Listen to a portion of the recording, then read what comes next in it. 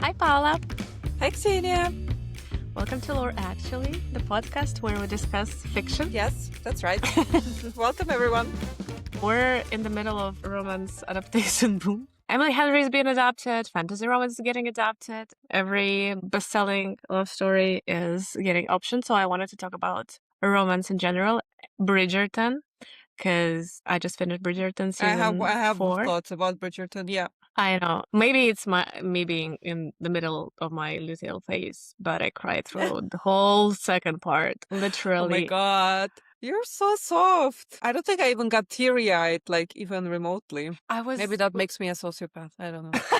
I'll explain why. Because you cried when he died and all that stuff, yeah? Not even that part. Okay. I will explain as well. I feel like romance is clearly doing very different things for us and like for different people right now. So I wanted to talk about if romance is finally culturally legitimized. Why are we still divided on what it should be? But before we get into that, Thank you to our sponsors. No. I thought it would be Bridgerton season 4, part 2.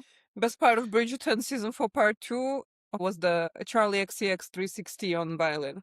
Oh, yeah, that And the was good. scene with Hyacinth doing the little hop. This was top. Honestly, Hyacinth's MVP for me of this season. This is my take. I love her so much. She's like one of my new favorites, I think. But okay, fine. Let's talk general. What do we think? Part 2, and what do we think of the season in general? Okay, so of the season in general, it's not my favorite season, but I Okay. think it's the second favorite. Second for me. favorite. Yes. Okay. I agree with your point that the first half was overstuffed with subplots, but I feel like the second half settles more evenly into all of them because they Mhm. kind of feed the main storyline. All of the subplots are kind of important for the main storyline in the second half because like Bridgerton, has long suffered with keeping spotlight on the main couple, and I think here, they found place for Lady Mondridge, who helped them in the end, which was kind of nice because like finally they got had some use of them. Because I think in the books, Mondridges are friends of Daphne and Simon, and they don't know what to do with them generally. But like now they kind of found the point.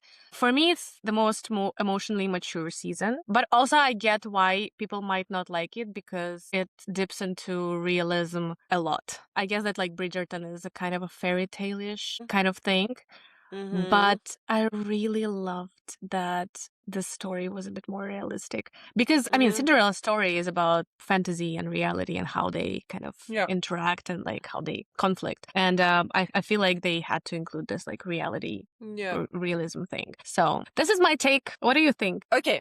I like the season. I didn't dislike it because the season 3, I aggressively disliked that season. Can I say one comment? Sure. I think that Penelope Bridgerton looked way better this season than in her own Of course, because she season. didn't have fucking shellac on her nails. Yeah. Let's start with that. Like And also, like, the extensions and makeup. fake eyelashes. Yeah. I don't know if they changed the makeup artist, they changed the direction, but the makeup and the outfits in season 3 are just a choice. Like they have nothing to do with Regency era. I understand it's a TV show, of course, but one of the main selling points of Bridgerton was makeup design and costume. Every season 1, season 2 was amazing. And then we go into season 3 and we're watching some sort of as if we're in the Louis XIV France era, like it's too extravagant, it's too everything, it's all over the place.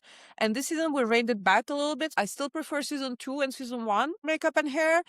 It's better. I like that also because we have the maid storyline. Like Sophie doesn't wear makeup, like doesn't wear visible makeup. You know what I mean? So her skin is flawless. Yeah. Like she is really beautiful. It's fine with this, but yeah, even with Penelope, I don't know why we had to go like so. I understand we were supposed to see the change, but we would have seen the change anyway. Yeah. I really liked how she looked in this season, especially in the second part. The hair, they had more chemistry with Colin this season. Even the actor who plays Colin third season, I'm pretty sure he like was wearing ridiculous amount of makeup. I don't know if it's just makeup or he actually did something, but it didn't look natural. Neither her nor him looked Yeah. believable. Why couldn't you do it in their season? Something went wrong with the artistic direction. I don't know if they changed it from season 3, from season 4. They realized, they listened to the feedback. I don't know what happened, but it's better. Okay. Yeah. That being said, I have several problems with the season. Let's start with Benedict and Sophie. Very controversial, gonna say very controversial opinion. I don't think that the actor who plays Benedict is a very good actor. Okay. I finished season 4 and I ran to watch season 2, like immediately last night, like, because why I'm not even surprised. Unfortunately, and I'm not just going to talk about Johnny Bailey, okay? But unfortunately, these actors fall in their skill to Johnny Bailey, Simone Ashley, and I'm going to say the actress who plays Daphne as well, who is very prominent in season 2. I think the acting in that season is just way stronger. Okay, fine. Season 2, you can call it a very slow burn. It's not so slow here, but there are opportunities for that. There is like buildup of tension, sexual tension between the main 2 actors, etc. He doesn't make me feel things.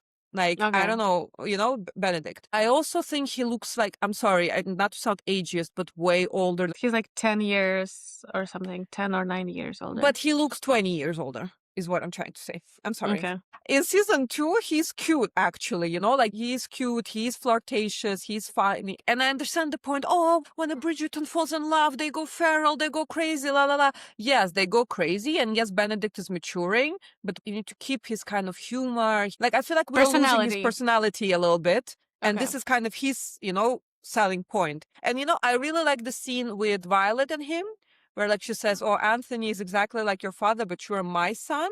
I wish I had more of this like dynamic, because like the only dynamic we have is that she's basically schooling him the whole season. Then at some point he explodes and says, well, I see that you're sleeping with her and you're unmarried, blah, blah, blah, which I was like, dude, shut up. This is totally inappropriate, So this is like the only dynamic we get with them until you're in love with her. Then okay. Then everything's fine. Then forget everything I said before. Now that I know that you're in love, it's okay. I don't know. And now that John died, love is precious. Yeah, okay. So I feel like, I don't know if you remember, because I remember in season 2, the way they film, we get lots of this like slow motion, zoomed in shots, whispers, kind of, it's very sensual. And I'm just missing the sensuality in the show since season 2. You can't look away. This is what I'm trying to say. And I just don't have this season 2. They had chemistry. I'm not saying they didn't have, but I feel like it's just could have been more. And I think it's partially because I'm just like actors, I cannot carry. I mean, because the story is good. It's not even about like finding attractive or not finding attractive. I don't know. For me, I don't even think it's about like, I find Benedict attractive, but I get what you mean when you say that there was not enough tension in there between them. They have chemistry, they have good chemistry, but it wasn't slow burny enough. Maybe that's because we like slow burn. Like, for example, the scene at the ball where she's in this masked is perfect, but she's not really playing someone. That's her. She's like honestly her, just feeling a bit freer. I feel like we'll lose that in episode 2 to 4. She's not this playful kind of, teasy, feisty girl anymore. Then part 2, after their first sex scene, okay, a little bit it comes back, but then I understand like she has this whole turmoil in her personal life, whatever, blah, blah, blah. But I don't know, there was something, it felt uneven. Like their story, their development, it wasn't like, it didn't go like that for me. For me, like every love story in Bridgerton needs to have in the middle some sort of a conflict. I think here it was external conflict. Yeah. From external forces, And then immediately, the guy doesn't know her and he says, I love you. Where is the building on the relationship? You flew a kite once. And then you take season 2, all this fucking everything, and we're building the story for it to accumulate in the last episode, like in the most beautiful way. Moving to Francesca. Okay, Francesca and John and Michaela. First, they have no chemistry. Francesca and John. Let's start with that. Okay, 0. Second, in the 3rd season, they already put the premises that Francesca is at least attracted to Michaela. So I cannot root for them as a couple because I know that she's not attracted to him. Because you're setting up something that she's not honest. There's no But do you think honesty. you're supposed to root it? Like, don't you think she could love him and her?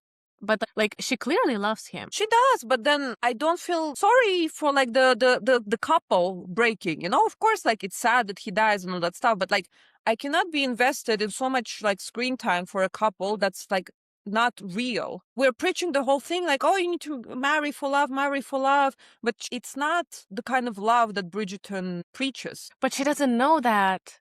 Like, we What do you know mean she that, doesn't but know like, that? I don't think she realizes that she's in love with Michaela. I don't think she No, she doesn't realize, but she definitely realizes that she's attracted to her physically. I don't think maybe she's in love with Michaela. I feel like she still loves Michael, John. Opa! Flip. Opa! Like, she doesn't know what real kind of love And is. it's just boring to watch. What is the story with them? He With dies. who? Okay. With John and Francesca. I don't think every couple in Bridgerton is supposed to be like very, hot and like intense as Kate and Anthony, because like no one can replicate intensity of Johnny Bailey's gaze. I'm not sure where they're going with her story, with Francesca's story. Are we gonna have a full season Yes, of her and Michaela? yes. I mean, they already confirmed that they're In the gonna and have what in that society? And I don't know what they're gonna do, but they confirmed that they're gonna have like a gay couple there, because like Bridgerton is not about like historical accuracy, but it's about representation no, and that's stuff. fine, that's fine. But I couldn't like, let's say, feel for her when Mhm. he died, you know? Because for me, it seemed like she convinced herself that this is like a good thing. Yes, she loved him platonically, but she wasn't honest with him. And this is what I don't bothered think me. she's honest with her either, with Yeah. herself. For me, it worked because their love was very tender. It didn't have like the same intensity, and I feel like they deserved this kind of. I was rooting for them because she needed someone to be quiet with, you know? And like But not all romance is like very intense and like very hot and sexy. It can be like quiet and nice and just like but we have we have the look that she kind of wants to be hot and sexy because of how she looks at Michaela. So it didn't bother you that she's married to John the whole time? And she obviously has tension with Michaela. First, they were arguing because, you know, she has no other way of channeling that tension. I thought, you know, we're just talking about like this fidelity and honesty and all that stuff. So it doesn't bother you that she's married to one person and she wants to somehow be with another person. I think that she feels something, but she doesn't know what it is. I don't see a problem with that because, I mean, this is very human experience. And also, like, people are not very straightforward things because, you can love one person, but, like, you still can find other people attractive, and it's fine. It's not about whether it's conscious or subconscious. It's about the fact that this, for me, takes away from this quiet love that you're describing. I have nothing against the quiet love, and it would have been perfectly fine if they didn't do the setup already. Because in the books, she has nothing towards Michael at all when she's with John. Yeah. There's nothing, absolutely. It only starts developing after John dies. The show makes the mistake of setting something while John is alive, creating this kind of sabotaging this quiet love that we're supposed to get. And then maybe I would have felt for her more and the grief and everything, because I would really believe that she's losing her one big love, you know? Even the lines that she says, oh, I already had my love, like I don't need another one. And it's unbelievable because we have the setup with her feeling something for Michaela. I get what you mean. It just undermined the love for me.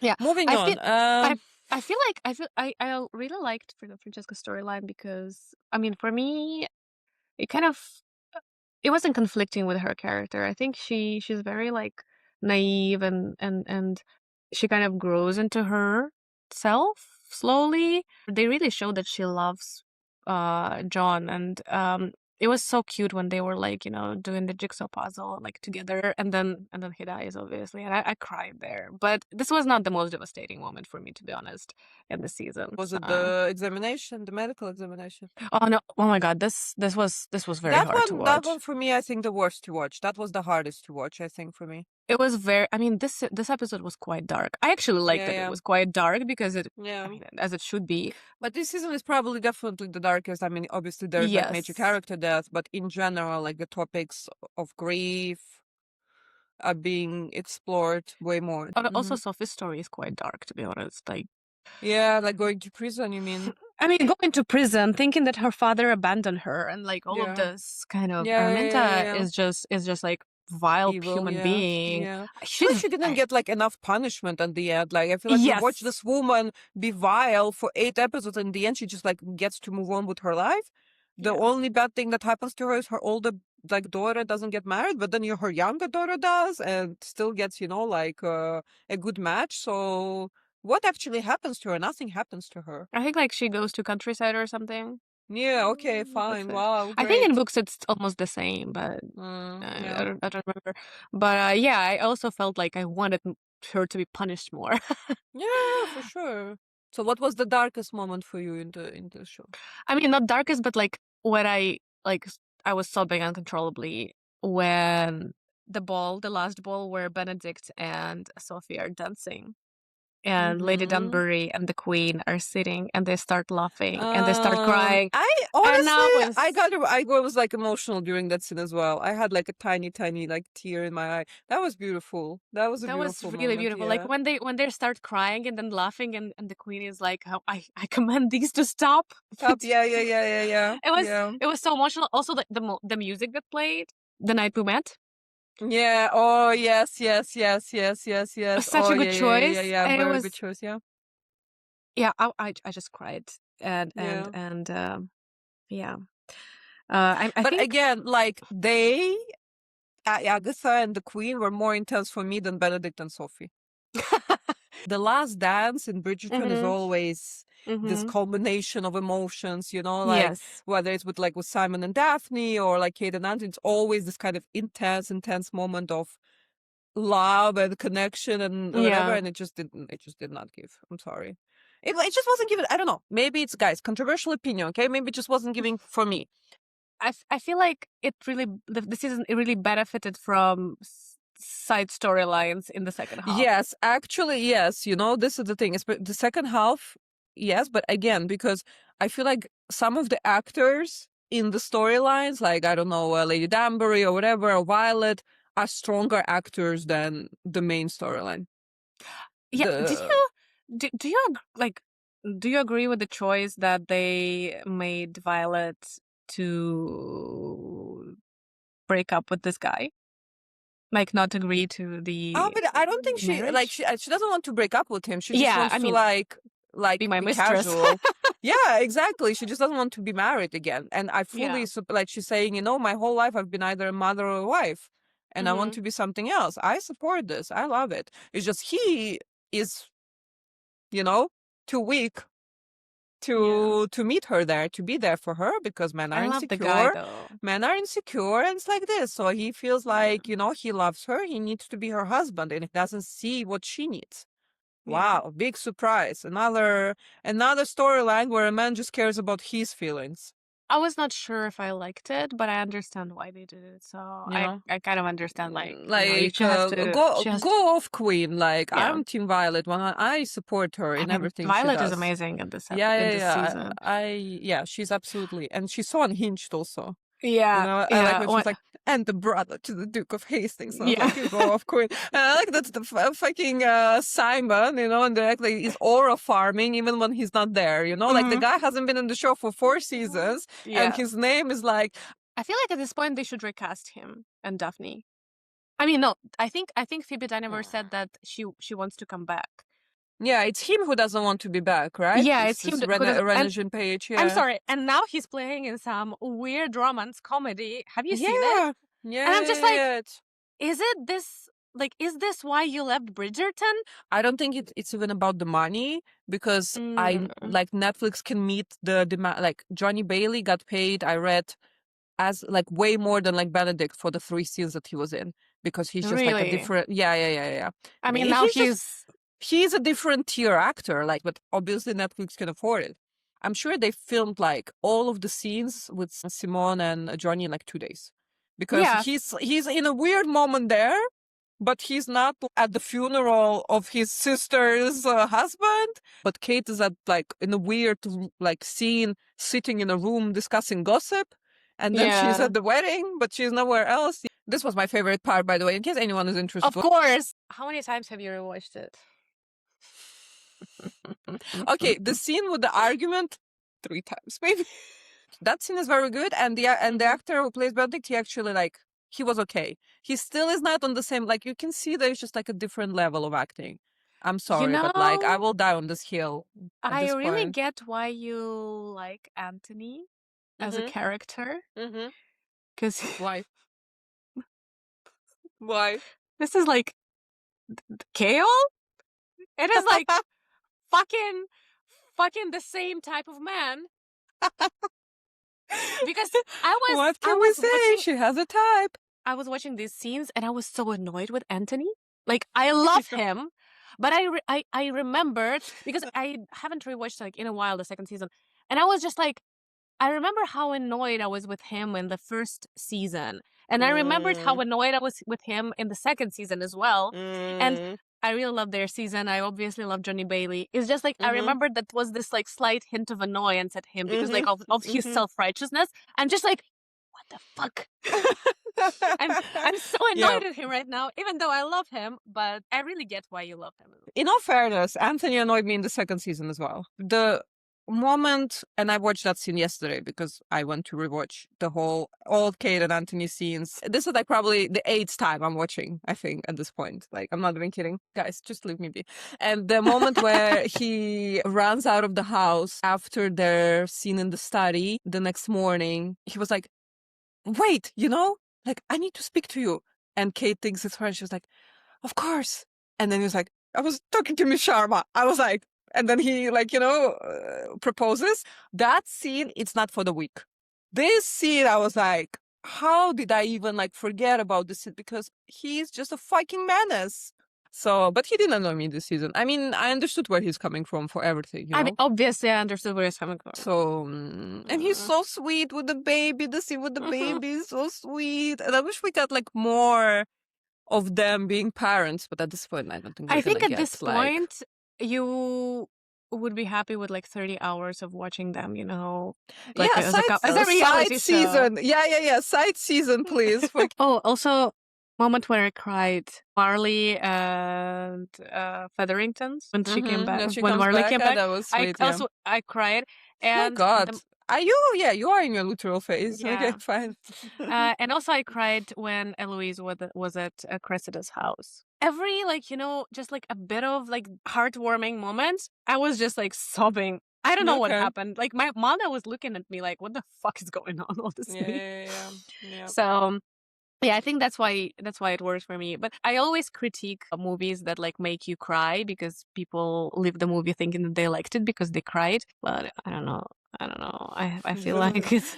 This is me and Hamlet, but that's fine. I like the movie. No, but the Hamlet is genuinely a good movie. Yeah. So speaking of Eloise, annoying as fuck. Until the last episode. Oh, I couldn't. Really?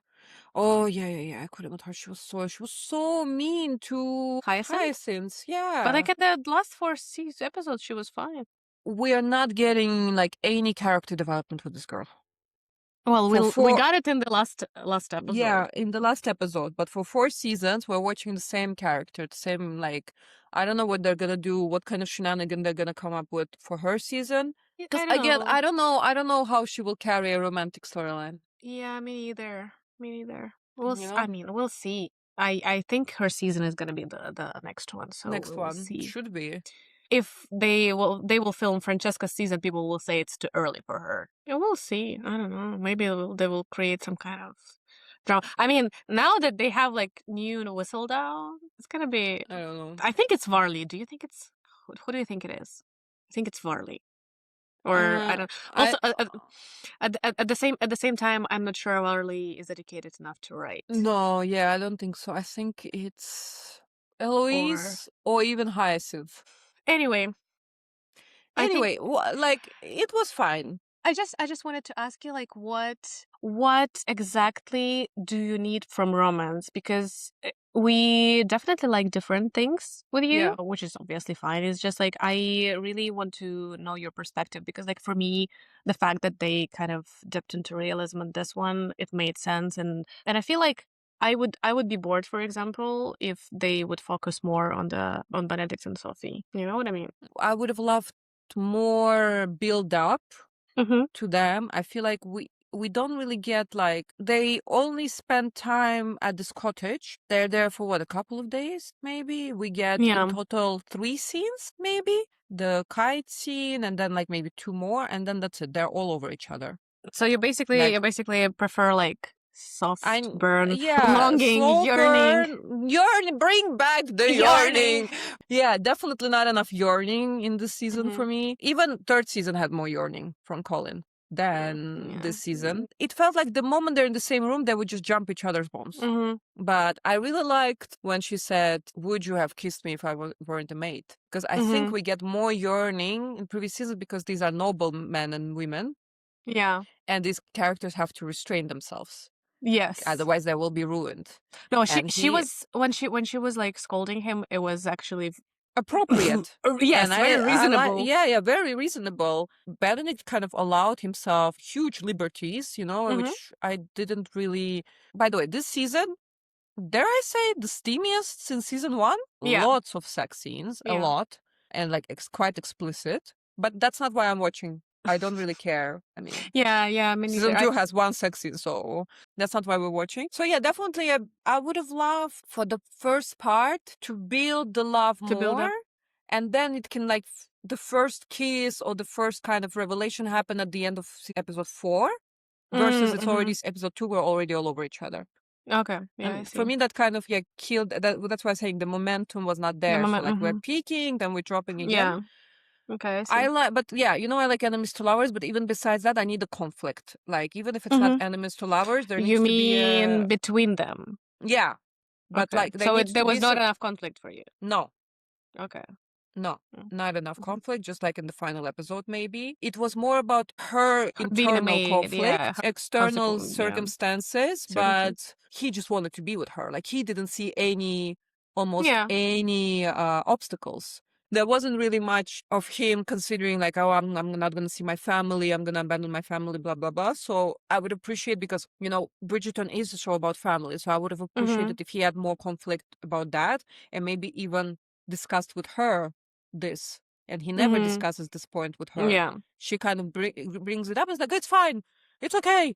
Oh, I love you. That's all that matters, blah, blah, blah. Like, again, not enough maturity in the male character. I'm sorry. We get a lot about him, like he doesn't accept the society vocally, but if the same conversations happened, let's say, between them rather than like him and Violet, maybe it would have brought more like granularity to their, to them being together. Mm-hmm. Okay.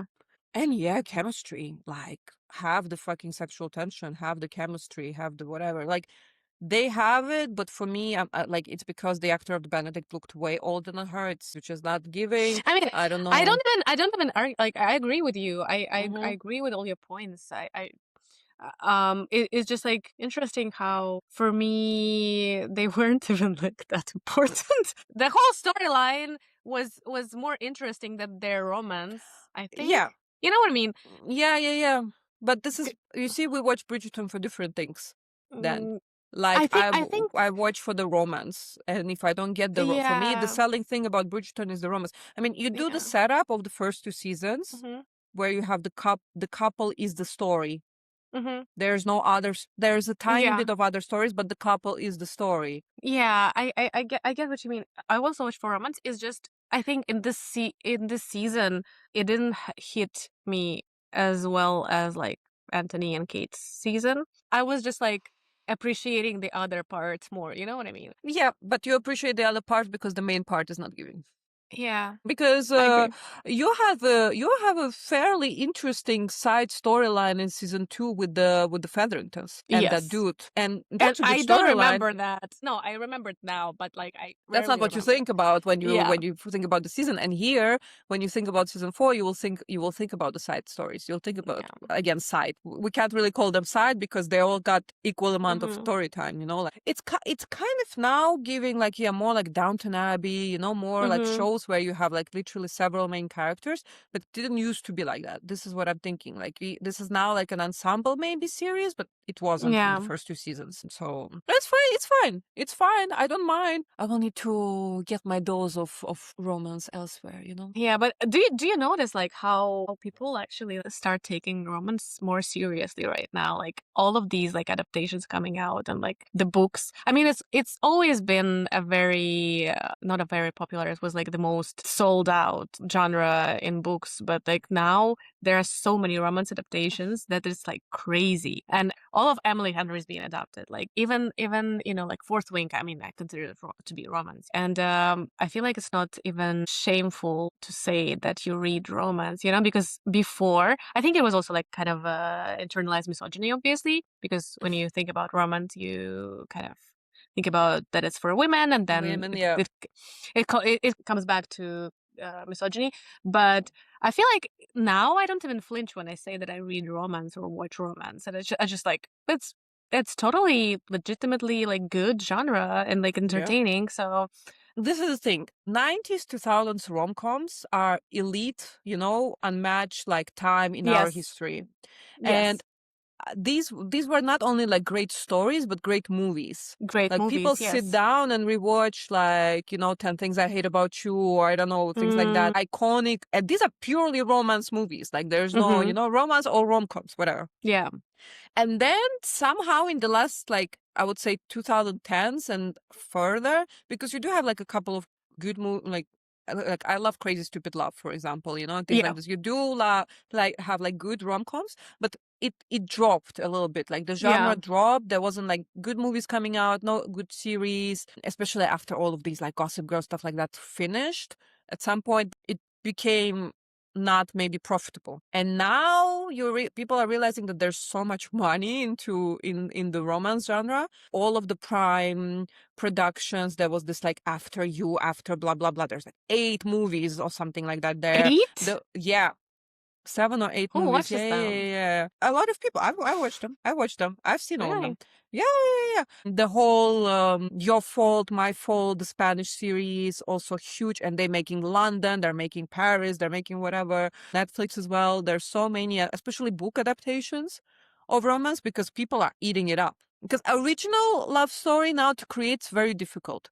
If there's a book behind it, it kind of feeds into the mania, because people will read the book and then they will watch the movie and they'll compare the book with it, they'll talk about it, it will generate more, you know, stream, more revenue, blah, blah, blah. So it's, now it's like the new normal. Yeah, this is amazing, to be honest. Yeah, I don't know when we stop also, like caring about romance. I mean, some of my favorite movies of all times are romance movies. I just think that when 50 Shades of Grey came out, I was downloading it to my phone to read it on public transport, and I was just like, you know, don't look at my screen. And I was like, really?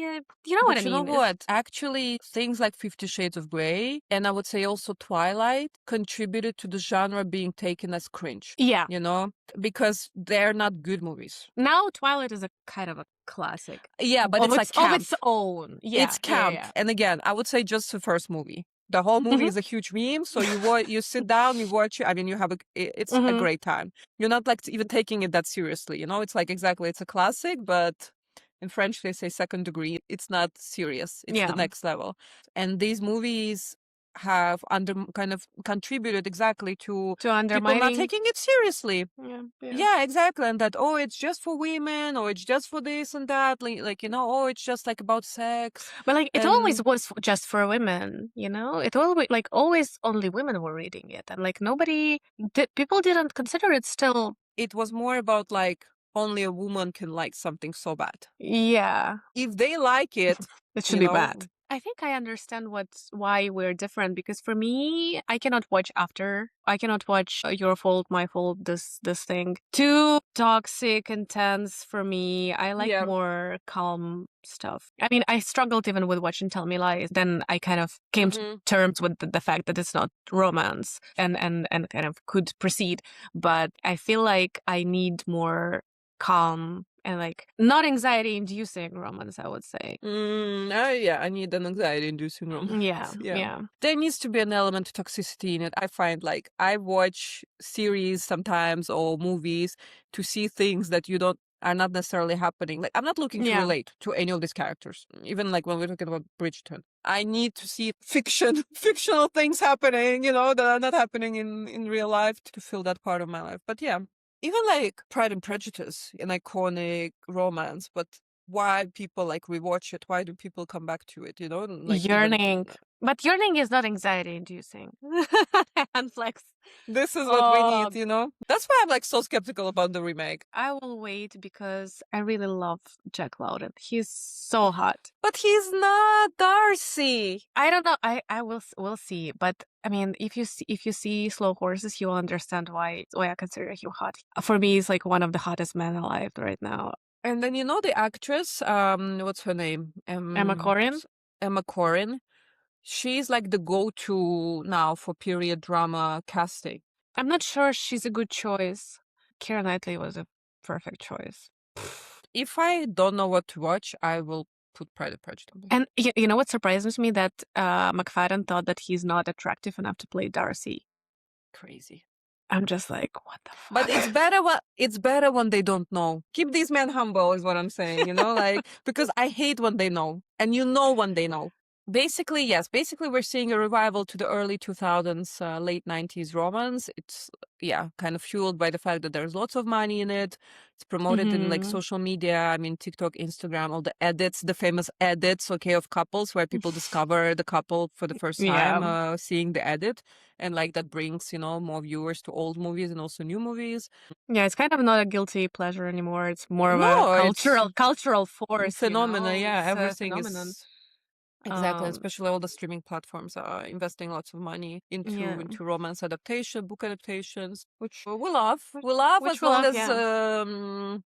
long as they ensure that there's a chemistry between two main actors. The movie without chemistry is nothing. Well, I mean, we'll see about Pride and Prejudice. I'm still hopeful. But also, like, I'm skeptical because it's Netflix. But we'll see. We both want completely different things, and I think people still are kind of negotiating what we want romance to give us, and it's kind of fragmenting, but maybe that's good, and like that's what like genre growth looks like. I'm quite happy about that. Yeah.